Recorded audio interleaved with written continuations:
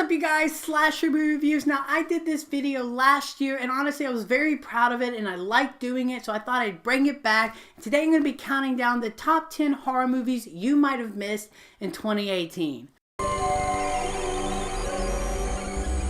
So, ladies and gentlemen, grab your notebook, grab your pen. I'm very excited to share with you guys this list because in 2018 we got so many great horror movies, but horror films come from all sorts of different spectrum. Some of them become big box office juggernauts, and some of them not so much. Some of them slide through the radar, and these are the 10 films, in my opinion, that I think you should be putting on your watch list. Of course, I've got a few honorable mentions that I'm going to shout out before we begin, and those films are Hellfest, Good Manners, Pyewacket, The Cloverfish Killer, and May the Devil Take You. Now onto my list. Now starting my list off at number 10, I have The Ritual. Now I do know a couple people did see this film, and it is currently on Netflix, but man, this movie scared the crap out of me. It's about a group of backpackers who are rekindling after a loss of a friend, and they go on this backpacking trip. Things turn south and they get lost in the woods, and there might be some sort of entity out in the woods. This reminds you a lot of films like the Blair Witch Project,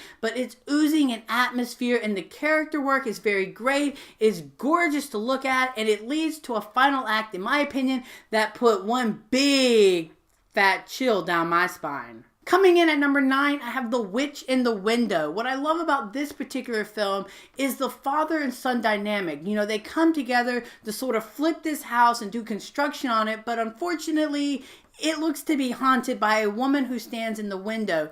And what I liked about this movie was the emotional element and how the father-son dynamic came first and the horror came second, but they built the horror around that. So when the horror does come, it leaves a big impression, and there are definitely a couple of moments that did have me gasp. And I also personally love the running length. This is a very short film, so you can watch it in one sitting easily and just get completely absorbed into. Number 8 is Terrified. This film, I hate to be that guy, lives up to its title. This sent a massive chill on my spine, and I spent more time watching this movie suspended in air because this film has some incredible jump scares.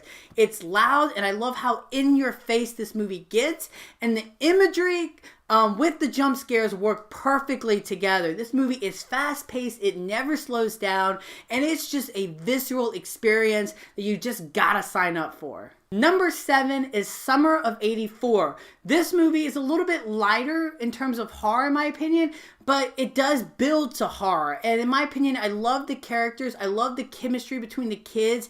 It's very more of sort of a Stranger Things and It, but the more Disturbia feel, where these kids think their neighbor might be this serial killer. And it's sort of this mystery where they're trying to prove that statement. And I love the character work that's done in here, and it builds to a very, very tense final act that actually leaves itself open for a sequel. In my opinion, Summer of '94 practically writes itself, but you also still satisfied with the movie that you get. Coming in at number 6 is Satan's Slade. Now this is an Indocene horror film, and this thing scared the crap out of me, ladies and gentlemen. I was terrified. I love the imagery of this film. I love the jump scares. I like the characters. I liked all the twists and turns that lied inside the plot. This one's also on Shudder.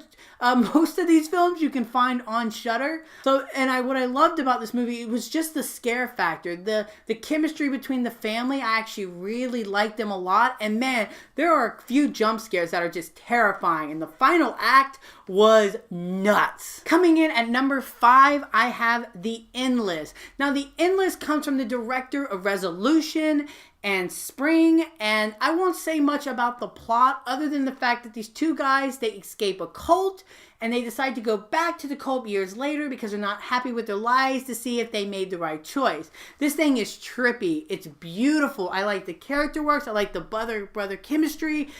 This thing was incredible to watch. And this thing will constantly have you guessing where it's going, and the suspense is really well done. Number 4 is Mandy. Now, Mandy stars Nicolas Cage, and I know a lot of you people have seen this film, but man, did I love this movie. And it's visually just absorbing. It's like a nightmare, but it's beautiful to look at, and you don't want to take your eyes off of it. And Nicolas Cage gives, in my opinion, one of his best performances ever as he spirals out of control. This thing gets bonkers and insane, and Cheddar Goblin should be president. Number 3 is Anna and the Apocalypse. Man, I love this movie. This movie is such a delight. It's heartfelt. It's sincere. It has a lot of emotion and heart. And I love how much of an identity this film has and how much it wears that identity. It's a Christmas-themed horror musical set during a zombie apocalypse. And it wears that genre on its sleeve. It's delightfully. It's fun. The musical numbers are a blast. It's like Shaun of the Dead meets High School Musical. Man, if you're a cult fan, you need to watch this film because this is going to be one of your new favorite films. Number 2 is Upgrade. Now, in my opinion, while Upgrade did go into theaters, it felt like it was in and out in a week, you know? While certainly it made money, I felt like this movie deserved more love. I mean, Lee Winnell is what he does in this thing, he makes the camera work look so easy and breathless, and it moves so beautifully. And Logan Marshall Green gives one of the most underrated performances of 2018. He is absolutely incredible in this thing. The body horror element is fantastic, and it also has a little bit of commentary about technology today and the pros and cons, and I really like that discussion quite a lot. And of course, we've come to the end. My favorite horror film that you might have missed in 2018 is Revenge. Revenge blew me away. This is a rape revenge tale about a woman who is left for dead after she is raped, and how this film is shot, how it switches between the male point of view to the female point of view is incredible. It's visually stunning from beginning to end,